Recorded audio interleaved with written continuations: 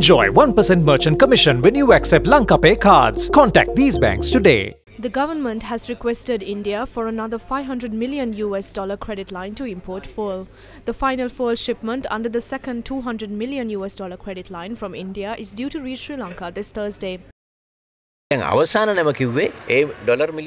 is the last ship under the $200 million credit line, but there is another credit line that is going to begin. That is the $500 million credit line. Approval is being given for this and the necessary steps are being taken. We are also due to receive a crude oil shipment. We will only need one more ship to manage the fuel requirement during the interim. The Petroleum Corporation and the Ministry of Energy are taking the necessary steps in this regard.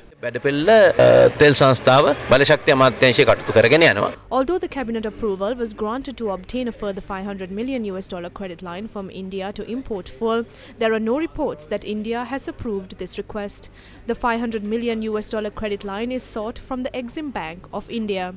Since the last week of March, the Indian Exim Bank had approved a credit line of $500 million to import fuel and later extended a further $200 million credit line for the same purpose. The ship carrying fuel that is due to arrive on the 16th is the final shipment under the $200 million credit line from India. Before the $500 million credit line was approved, agreements were inked with India to operate the oil tank farm in Trincomalee as a joint venture with an Indian company. When the $200 million credit line was extended, a consensus was reached on awarding a project to generate 500 megawatts of renewable energy in Mannar and Poonarin to the Adani Group. Now that a request has been made for a further credit line of $500 million from India, what will we have to offer in return? What will happen to the supply of fuel to Sri Lanka if the Indian Exim Bank does not approve this request for $500 million? The Secretary to the Ministry of Power and Energy said that steps have been taken to find a supplier to import fuel on a long-term credit scheme. He added that several companies had submitted proposals on supplying fuel to Sri Lanka according to the conditions laid down by Sri Lanka. However, a final supplier has not yet been chosen. With no final decision on a supplier under a long-term credit scheme and uncertainty over the extension of the Indian credit scheme, what will happen in the future? Certain factions point out that fuel may be imported to the country under a deal struck between the governments of Sri Lanka and Russia. I went and personally met the Russian ambassador. The Russian ambassador gave me the names of 4 Russian companies.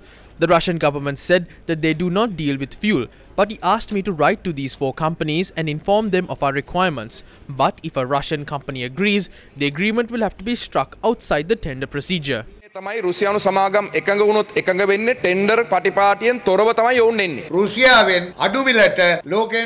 When Russia was giving fuel to several countries at a concessionary rate, why did we not accept it for so long? The government was wrong to not enter into a diplomatic agreement to get fuel in exchange for the items that we export to Russia or a similar arrangement. The minister in charge had gone to the Russian embassy and the Russian ambassador had given him the names of few companies and asked him to talk to them. And they do not provide fuel on credit. The minister could have sent his office assistant to get this answer. I am saying that they should have joined hands with the Ministry of Foreign Affairs and looked into the possibility to secure gas and fuel at a long-term concessionary rate. However,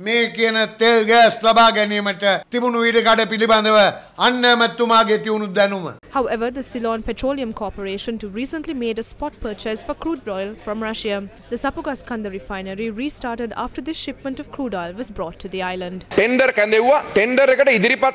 We called for tenders. We only purchased crude oil from suppliers who had put forward their bids.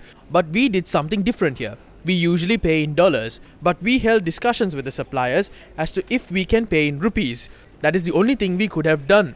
We took the necessary steps accordingly. The award of the renewable energy project to the Adani Group has now given rise to controversy. Will this controversy affect the bilateral diplomatic agreement struck between the two nations? Similarly, will the failure of Sri Lanka to engage with Russia diplomatically result in the country losing an opportunity to strike a deal beneficial to Sri Lanka? If diplomatic discussions are not held with Russia, is it not the responsibility of the government to clarify how Russian crude oil will be purchased in rupees?